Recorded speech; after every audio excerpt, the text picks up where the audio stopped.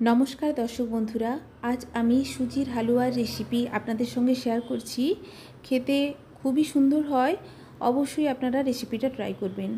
কড়াইতে দিয়ে দিয়েছি 3 চামচ মতো ঘি, দিয়ে দিচ্ছি 2 আধখানা করে একটা তেজপাতা ও 1 কাপ মতো সুজি। গ্যাসের ফ্লেমটা লোতে করে দিয়ে সুজিকে খুব ভালো করে ভেজে নেব। যখন সুজি থেকে একটা সুন্দর গন্ধ বেরিয়ে আসবে, বুঝবেন সুজি ভালো করে ভাজা হয়ে গেছে।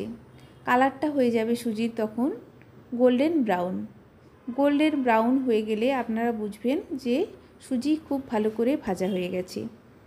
ভালো করে সুজিকে ভেজে নিয়ে আমি অ্যাড করে দেবো পরিমাণ মতো জল অ্যাড করে ভালো করে সুজি মিশিয়ে দিয়ে দেব থেতো করা এলাচের ফ্লেভারটা সুজির মধ্যে খুবই ভালো লাগে।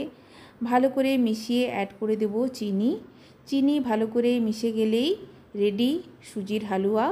খুব সহজে এটা বাড়িতে তৈরি করা যায়।